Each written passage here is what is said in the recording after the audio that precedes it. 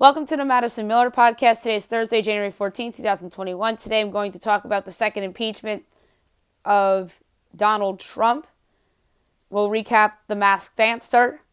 We will recap yesterday's NHL, NBA, and college basketball games and look ahead to tonight's games in each sport and my best bet of the day. So we're going to reverse the podcast on how I normally would go over things that I normally would on a regular show. And obviously, if you want to hear my take on the James Harden trade, you can listen to the previous episode that dropped last night as I did an emergency show. All right, we'll talk about the impeachment first. It was what I thought bound to happen for a second time. It was historic and rapid, and it came and went in the week, but there's a lot of ramifications. The Senate Majority Leader Chuck Schumer will have to really how to handle this. And then the next several days are going to be very different. There's a lot of National Guard. And it's a new Democratic majority is about to take control of the Senate. And it's going to be very interesting. And but look out for anything for Mitch McConnell and the incoming Majority Leader Chuck Schumer with conversations about the impeachment. There's a lot of other ramifications, and then obviously a Senate impeachment trial is not going to start until January 20th at the earliest, and obviously the 20th is Joe Biden's inauguration into the White House. It was just announced today or last night that Lady Gaga and Jennifer Lopez will be performers in that. And McConnell's not bringing the Senate back, and he said in his notes that while the press has been full of speculation, I have not made a final decision on how I will vote. I intend to listen to the legal arguments when they are presented to the Senate. And Nancy Pelosi, the House managers met with her on Wednesday night to begin laying out the way that the trial could go, but no decisions have been made about whether they would collect evidence or bring witnesses, and that those two things could take longer when the trial would start in the Senate. But to paraphrase that, the next few days are going to be about trying to get clarity on those two questions. So it's going to be interesting to see how these next couple days play out in the White House. Now we'll talk reality TV, and that, my friends, is The Masked Dancer. We will recap the episode from last night. Group B returned for their final as 3 performers moved on to the Super 6 and 1 got eliminated. First up was the Zebra, and oh, by the way, Cheryl Hines was the first guest panelist in the show's history, so that's pretty good. The Zebra, there's a computer, an office, there's a ZEO, which could mean CEO, and the Z is in zebra in the costume. And then there was a UFC hint that I think was very major. This person had broken records, so a record breaker. This contestant also hinted at being a helper. And this person performed a sexy dance duo to All My Life by Casey and JoJo. And his word up this week was champion. I thought about right away because of the UFC hint and the record breaker hint, and he said the word champion. This had me thinking of one Floyd Mayweather. This would be a monster get for the Masked franchise in terms of an athlete, and I really am convinced that it's a boxer, and I'm going to go with Floyd Mayweather, and that's who Paula Abdul said as well. And she also threw A-Rod out there, but I doubt it's A-Rod. Although, when he did word up, it did sound like Alex a little bit. I'll give her that. But her guess really is Floyd Mayweather. Ashley went with Mario Lopez, and Brian went with Tito Ortiz. And Paula guessed A-Rod, or was going to say A-Rod initially, but she had realized that Zebra's body didn't seem like A-Rod's body, and that's where I agree with her, and that's why I don't think it's Alex. Cotton Candy was talking about in her clue package how her life wasn't carefree and simple. Balance practice. That could be a gymnast hint. Iced out. Maybe iced out could be referring to the Olympics. Maybe this is a skater. There's a lip gloss, lipstick in there. My bad. An eagle flag was in there. Was big. There's a peace sign in there. And then there's a book that had a rainbow on it. So maybe this person's involved in the LGBTQ community. And this performer performed Sour Candy. Her word up was team player. This makes me think of gymnastics, and I immediately thought of Olympic gold medalist Simone Biles. That's somebody who I predicted in the preseason that would be on this show, ironically enough. Paula Abdul went with Jenna Dewan. Brian Austin Green went with Christy Yamaguchi, which would be a pretty good guess. And Ashley Tisdale and Cheryl Hines both went with Taylor Lipinski, which wouldn't be a bad guess either. Miss Moth hinted about being shy as a kid. There's metamorphosis clues and EAS. That could mean something. And then there's be yourself. And then B, Y, and U were lit up. So that must have been a reference to BYU, the school. A survivor, maybe this person's a cancer survivor. And there are 5 cocoons that could represent maybe 5 children. And this person performed Sway by Michael Bublé. And her word up was bestseller, and that made everybody thinking author. I went with Kathy Griffin because of the clue package from last week about being involved with the president. Obviously, Kathy Griffin was on the Celebrity Apprentice and got fired, and that's how she was involved with Donald Trump. Ken went with Carly Kloss. Cheryl threw out Amorosa initially, who was also on Celebrity Apprentice. And then she went with Megyn Kelly. Brian Austin Green went with Elizabeth Smart. Paula Abdul threw out Elizabeth Hasselbeck, which would be a good get for the show. And then she also said Kathy Griffin. And then the sloth went last. This person hinted about being a big star. There was a soccer ball and a baseball bat. So we don't know what that can mean. Maybe this is an athlete. And this is somebody that went to a new place and there is no language. There is an I love you card. And this performer performed Up Where We Belong by Joe Cocker and Jennifer Warnes. And his word up was leading man. And I stuck with my guess from a week ago because of the Glee clue, Kevin McHale. Ken Jeong went with Jonathan Groff. Cheryl Hines went with Keegan Michael Key, which isn't a bad guess.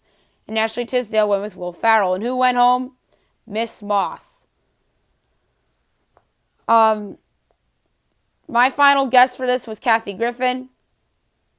Brian Austin Green, his question was, what would your friends describe you as? And this person said caring, and his final guess was Elizabeth Stewart. Ashley Tisdale asked if this person was taller than Ken Jeong, and she said yes, and she guessed Jewel, and I think that guess came from her heart, quite frankly. Cheryl Hines asked if, Paula Abdul guessed if this person had brown hair. The person said no, and she guessed Kathy Griffin. Ken Jeong asked if this person has been on stage, and this person said a lot. And then Cheryl Hines guessed or asked if this person was blonde and been involved in music. Or no, that was that was Cheryl Hines' question. Blonde in music, and that person said yes, and her final guess was Megyn Kelly. And who was it? Elizabeth Stewart. So Brian Austin Green gets his first correct pick of the season. So good for Brian Austin Green. I'm surprised that it was Elizabeth Smart. I thought it was going to be Kathy Griffin because of the hints towards The Apprentice. Although Megyn Kelly would have been a good one. Amoroso would have been interesting as well, but ultimately it was Elizabeth Stewart who got unmasked on this episode. And then next week we will see Group A back. Hammerhead, Tulip, Exotic Bird, and Cricket. So one of those four will get voted off, and the rest of them will join Zebra, Cotton Candy, and Sloth in the Super 6. Now we'll go over the NHL night slate. In the National Hockey League, there's some interesting results for sure. The Flyers defeated the Penguins 6-3. The Flyers start 1-0. Penguins 0-1-0. The number 3 started the game with a goal and assist. Kevin Hayes. Number 2 started the game with 2 assists. Eric Gustafsson. And the number 1 started the game with a goal and 3 assists. Joel Farabee. Joel Farabee was my breakout pick for the Flyers this season. He's off to a very good start. Maple Leafs over the Canadiens. 5-4 on the overtime winner by Morgan Riley. Maple Leafs 1-0, Montreal 0-1. Number 3 started the game with 2 goals in his Canadiens debut, Josh Anderson. Number 2 started the game with a goal and 2 assists, John Tavares. And the number 1 started the game with 2 goals and an assist, William Nylander. Lightning over the Blackhawks 5-1. The Lightning 1-0, Blackhawks 0-1-0. Number 3 started the game with the goal, Matthew Joseph. Number 2 started the game with 22 saves on 23 shots, Andrei Vasilevsky. Number 1 started the game with a goal and 2 assists. Very, very awesome to see Steven Stamkos go out there and look like the same player that he has been before all those injuries and issues had hit him. Canucks over the Oilers 5-3. The Canucks 1-0, Edmonton 0-1-0. The number, I don't even see the stars of the game here. But Bo Horvat had a goal. Kyler Yamamoto had a goal. Darnell Nurse had a goal. Brock Besser had a goal. Or 2 goals for Brock Besser. Quinn Hughes 2 assists. And getting the start in net for Vancouver was Braden Holtby, 28 saves on 31 shots. And then starting for Edmonton was Mikko Koskinen, 30 saves on 35 shots. So a big win for Vancouver to start the season. Blues over the Avalanche 4-1. A great win for the St. Louis Blues on the road. 1-0 Colorado. Stanley Cup favorites preseason 0-1-0. And we don't have stars of the game here either. Andre Burakovsky kicked the scoring off with the power play goal that could put him up 1-0. Then Oscar Sundqvist scores, and then he goes down on one knee. 1-1. And then he scored again to put the game away to make it a 4-1 game. Kyle Clifford had a goal, and then Jordan Kyrou had a goal as well. Jordan Kyrou is somebody that hasn't really panned out. So maybe this is the year for him. We shall see. A ton of games tonight, as I alluded to. 7 o'clock, Islanders, Rangers. Great game from Madison Square Garden between those two rivals. I like the Islanders a lot this year. I think that they are a playoff team. I think that the Rangers have the better goaltender in Igor Shesterkin. Ilya Sorokin's very promising, and I think the Islanders feel that he's their goalie of the future. And this is a pick'em game. Rangers plus 1.5 is minus 300. Islanders minus 1.5 is plus 250. So technically the Islanders are favored here. Over under 5.5. The over is minus 135. The unders plus 115. If I had to pick a side here, I would say the Islanders in a pick'em. I just think that they're the better team, and I think that they could take advantage of some of the Rangers' weaknesses. So I'll take the Islanders to get it done on opening night. Capitals, Sabres. Capitals minus 140, Buffalo plus 120, over under 6.5, overs plus 100, unders minus 120. Buffalo puck line plus 1.5 is minus 230. Washington puck line minus 1.5 is plus 190. Capitals puck line I actually like at minus 1.5 is plus 190. I think that is very valuable.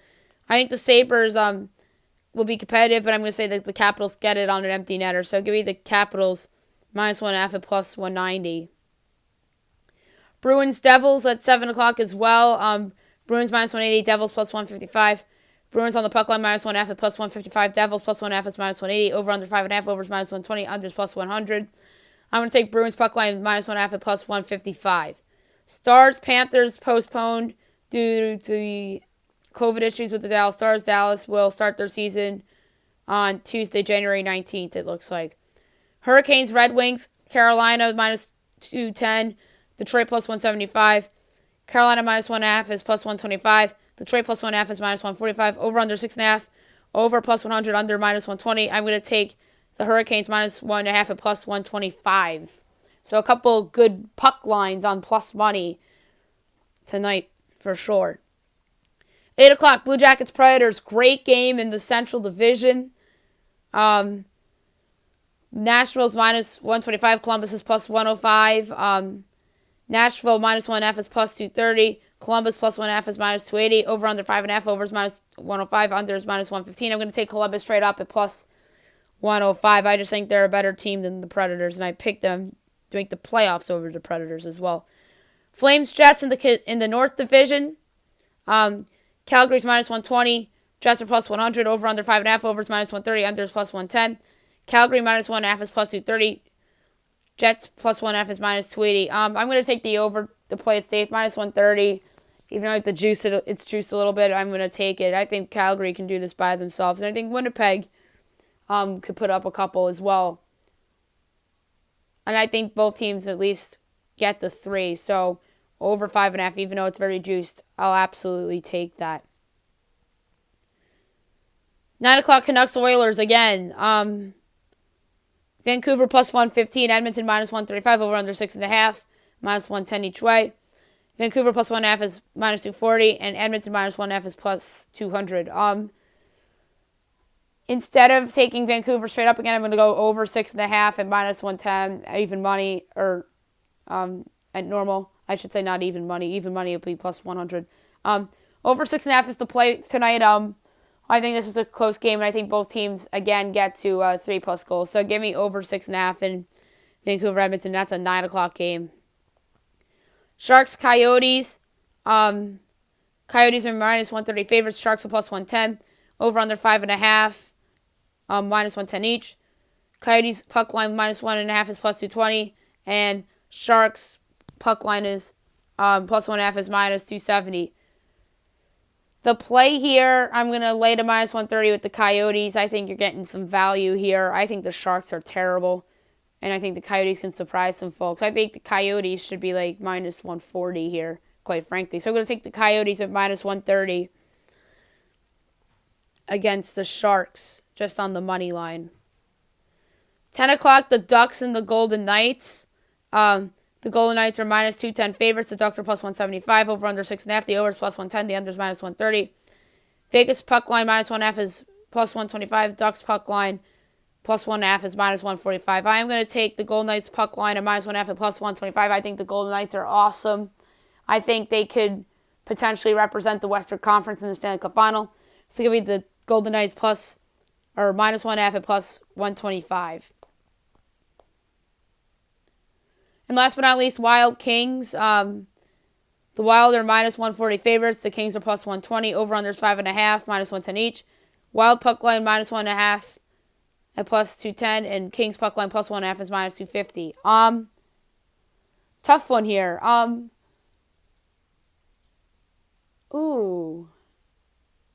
don't think Cam Talbot's all that great, but I don't think the Kings are very good either.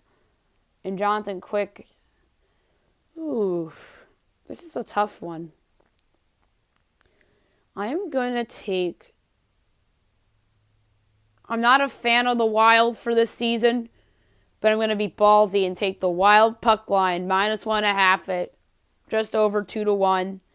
I think that this could be a 3-1, 4-1 type of game. I know the under's enticing too, but, You never know, garbage time goals. It could be 4-2. And I think it's more likely that the Wild win by multiple goals than it is about the under. So I'm going to take the Wild -1.5 at +210. Do I feel good about it? No, but I'm just going to get a little cute here with that pick. Now I'm going to do NBA from last night and look ahead to a 5-game slate for tonight. Without further ado, here we go. Alrighty. Mavs over the Hornets, 104-93. The Mavs improved to 6-4. Charlotte drops to 6-6. Luka Doncic, 34 points and 9 assists. Terry Rozier had 18 for Charlotte.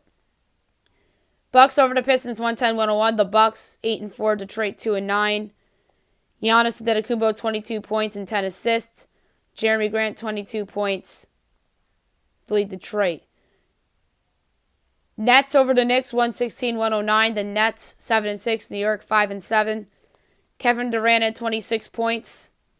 Julius Randle had 30 with 5 assists. Grizzlies over the Timberwolves, 118-107. The Grizzlies, 5-6. Minnesota, 3-8. Jonas Valanciunas, 24 points and 16 boards. Malik Beasley, 28 points for Minnesota. Lakers over the Thunder, 128-99. Lakers 10-3. OKC 5-6. LeBron James had 26 points and 7 assists. Anthony Davis also played. He had 18 and 7 boards. And Shai Gilgeous-Alexander had 17 to lead the Thunder. Clippers over the Pelicans, 111-106. No Zion in this game due to COVID protocols. Clippers 8-4. New Orleans 4-6. Kawhi Leonard had 28 points and 9 assists. Nickeil Alexander-Walker, 37 points, so a breakout game for him. Trailblazers over the Kings, 132-126. Blazers 7-4. Sacramento 5-7. Damian Lillard had 40 points and 13 assists. De'Aaron Fox, 29 points for Sacramento. So, 3 games postponed. Jazz, Wizards, Magic, Celtics, and Hawks, Suns, all due to COVID issues. No games tonight postponed as of yet. There's 5 of them. 7 o'clock, you have the Heat and the 76ers. As of right now, no Bam, no Jimmy Butler, no Kendrick Nunn, no Goran Dragic, Tobias Harris, we don't know, and no Seth Curry.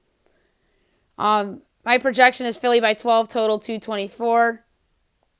Meanwhile, it is Philly 10, total 221.5. 2-point edge on the Sixers and a 2.5-point edge on the over. I think it's over again is the play. I think Miami could stay in this, especially if guys like Duncan Robinson and Tyler Herro step up again. But I'm going to say over, but I don't feel strongly about it. But if I had to lay with Philly, then I'd have some juice with -115. 7:30, the Hornets at the Raptors. My projection is Charlotte by 1.5. That is amazing. Total 220. Meanwhile, it's Toronto 9, total 220. I love Charlotte plus a 9. I think they win straight up, 3-1 straight up. So give me Charlotte plus 9 and 3-1 straight up. I love it. TNT tonight, Houston, San Antonio. Obviously, they switched that game thinking that James Harden would still be in a Rockets uniform and that the 76ers wouldn't have their guys back due to COVID, but they do have their guys back, and James Harden's no longer a Houston Rocket, but Miami still has guys out. But yeah, terrible job by the NBA, banking on James Harden still being a member of the Houston Rockets to put this game in prime time. If anything, what they should have done is kept Miami-Philly because you have Embiid and Simmons back, and Golden State-Denver. Or you move Golden State-Denver to 8 and put Indy-Portland at 10:30. That's what you should have done. My projection, San Antonio 9, total 224. Meanwhile, San Antonio 7, total 221.5. I'm going to lay the 7 with the Spurs. I can't believe I have an edge on the Spurs. I could have gone over here as well, but I don't know about the Rockets' offense. I still have questions without Harden. I just don't think that's going over. So I'm laying the 7 with the Spurs against the Rockets. Golden State, Denver, I project this as a pick'em. Total 229. Michael Porter Jr. still out. If Porter was playing, I'd make this Denver 1.5. Meanwhile, it's Denver 5, total 225. I'm going to take Golden State plus the 5. Plus 166 straight up's enticing as well. I just think that Curry and company will hang around in this game. Denver really has been vulnerable to start the year. Steph Curry is a man on the mission right now. So give me the Warriors plus 5 in Denver. And I won't be shocked if they win the game outright. So plus 166 on the money line is pretty good too. And then 10 o'clock, we have the Pacers and the Blazers. That's the game that should be on TNT. And they should have put Denver Golden State at 8 o'clock. My projection here is Portland by 1, total 228.5. Meanwhile, it's Portland 3, total 228. I have no choice but to take the Pacers plus 3. Obviously, Karis LeVert is not making his debut tonight. He has to go through COVID protocols and all that. Obviously, with Oladipo, I would have made this Indiana as a favorite, but he's traded now, and LeVert is worth the same number of points as Oladipo. Well, to the Pacers, I think he's going to be worth the same number of points as Oladipo was. I'm going to take Pacers plus 3. I don't think the Pacers will win, but I have just no choice but to do that. So give me the Pacers plus 3 against the Blazers, just trying for at least a push, or maybe the Blazers win by 1 or 2 points. Or maybe Indy does win outright. You never know. Indy is very capable of winning the game in Portland. Straight up for sure. Now I'm going to do college basketball. I'll go over the slate from yesterday and look ahead to tonight's slate. So without further ado, here we go.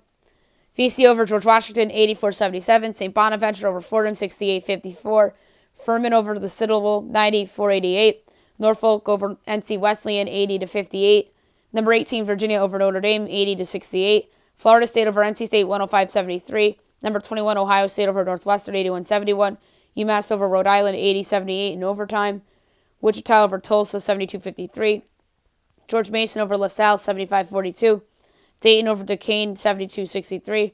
Auburn over Georgia, 95-77. LSU over Arkansas, 92-76. Wofford over VMI, 80-78. Chattanooga over Mercer, 83-80. Nichols over Northwestern State, 76-66. Stephen F. Austin over Central Arkansas, 95-69. Sam Houston State over Lamar, 96-71. Incarnate Word over McNeese, 83-61. Southeast Louisiana over Texas A&M Corpus Christi, 76-63. Number 16, Louisville over Wake Forest, 77-65. Number 15, Texas Tech over number 4, Texas, 79-77. New Mexico over Dixie State, 72-63. Boise over Wyoming, 90-70. A&M over Mississippi State, 56-55. All right, today's slate, 12 o'clock, you have UCF against Temple, so a little AAC daytime action for you. My projection is UCF by 4, and it is UCF by 3.5, as I projected. Total's 134.5, over minus 108, unders minus 112. I'm going to take the under at minus 112. I don't think Temple and UCF are very good offensively, so give me the under 134.5, as I think this one will be a defensive struggle. Daytime Pac-12 action on the Pac-12 network. You have Cal and Colorado. My projection is Colorado 7, and it's 15.5. I'm taking Cal plus the 15.5 against Colorado. 4 o'clock, you have Charleston Southern and UNC Asheville. My projection is Asheville 11.5, and it's 9.5. I'm going to lay the 9.5 with Asheville at minus 120. Stanford, Utah, 5 o'clock on ESPN 2. My projection is Utah 7.5. And it's Stanford by 1.5. Ridiculous that Stanford. I might have done this line wrong, guys. Hang on. And yes, I wrote it down wrong, guys. It's actually, my projection is Stanford 7.5, and it is Stanford 1.5. I'm going to lay to 1.5 with Stanford at minus 114 against Utah. I apologize, guys. I was just floored. I was like, what? Fox Sports 1, Washington State, UCLA. My projection is UCLA by 14.5.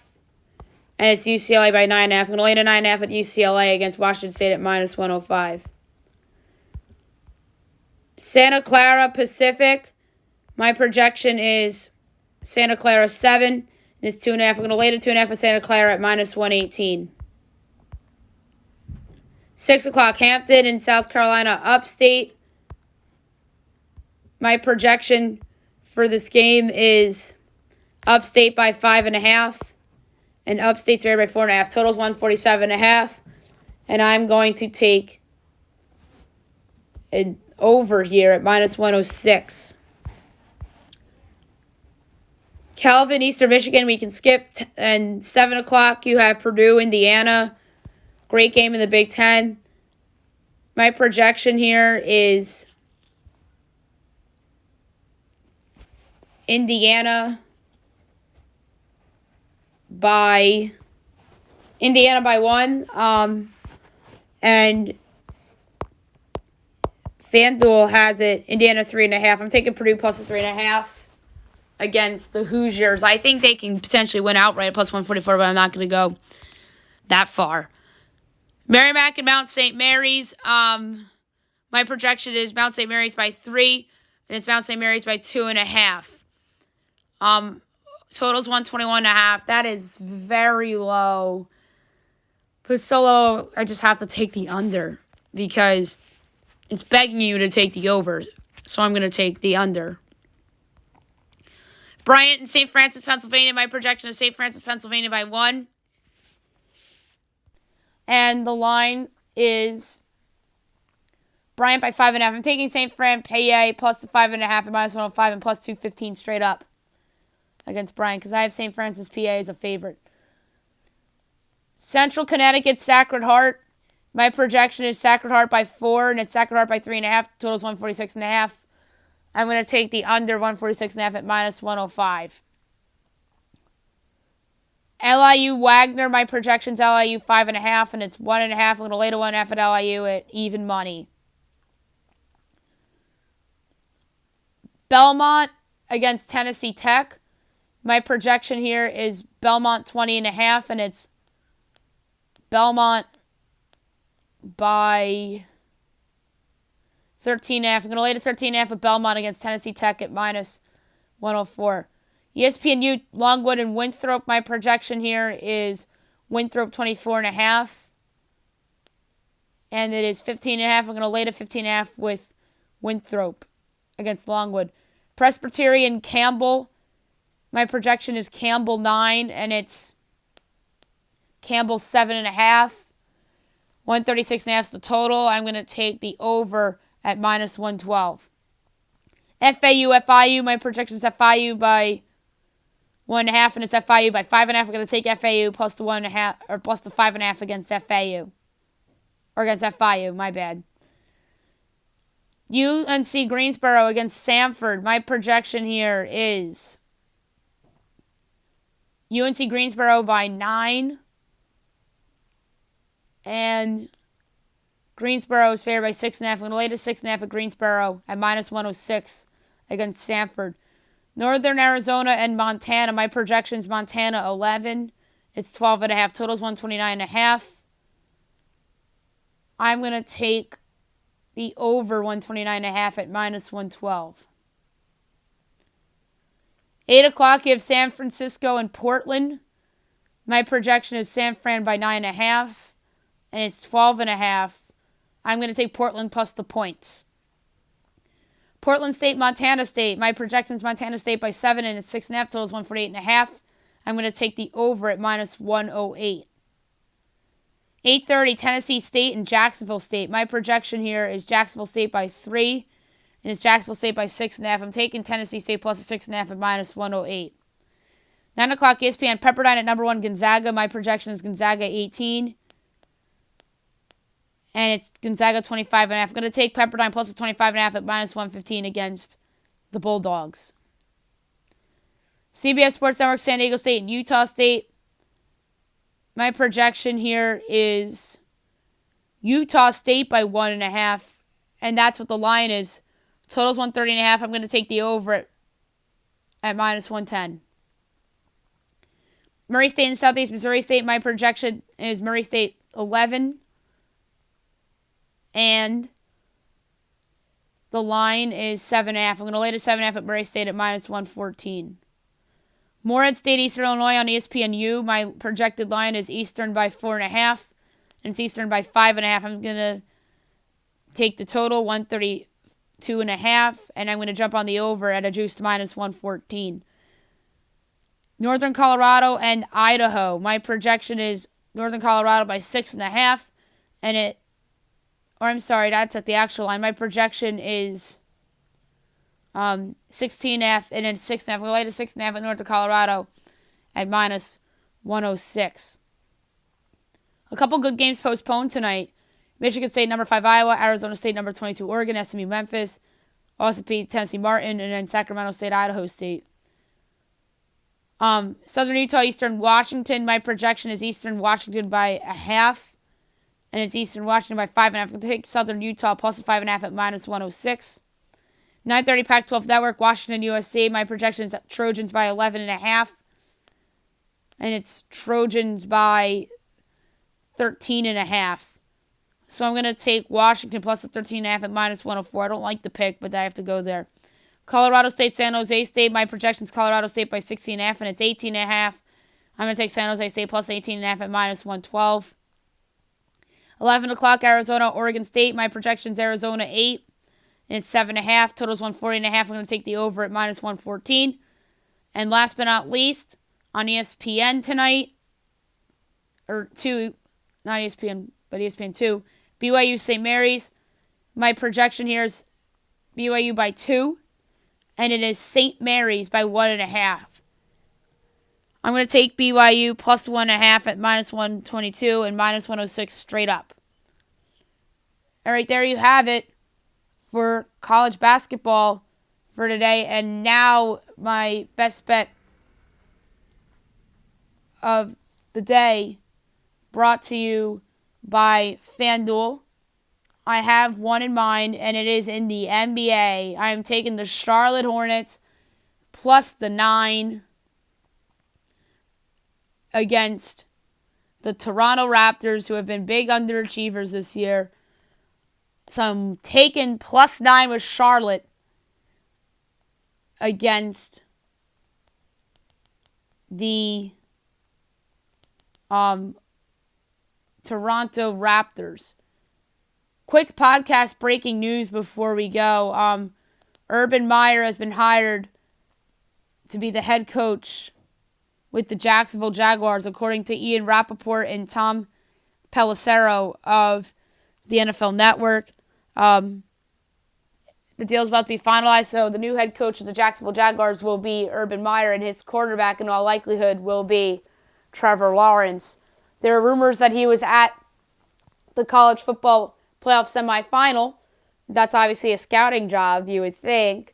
So this must have been a wink-wink before week 17. So, that's really interesting. That Urban is going to take this job. There's a lot of work to be done with this roster. You have to nail the quarterback. Obviously, it probably will be Trevor Lawrence. Although people are probably going to speculate him with the Justin Fields, because Justin Fields played for his former team in the Buckeyes, although he did not coach Fields at Ohio State. So I think this is an inspiring hire by the Jaguars, trying to make the splash here after tanking the season, which they successfully pulled off. They have a ton of holes on their roster. They found a gem in James Robinson this season. They need receivers. They need tight ends. They need help on the offensive line. They have some promising players on defense. C.J. Henderson, the cornerback, They have Levon Chason and Josh Allen in the pass rush, who are both promising young players. And they signed Joe Schobert in free agency this past March. So a lot of work to be done on this roster for Urban Meyer. And it's going to be interesting to see who he hires on his coaching staff. And obviously we'll get more into this on tomorrow's podcast once more details file out. And that's it for the show today. We'll be talking more about the Urban Meyer hire tomorrow on the show, as well as going over the NHL, NBA, and college basketball games and looking ahead to tomorrow and the weekend's games. And I'll give you my picks for the NFL divisional round games as well. I hope you guys have a great day, everyone.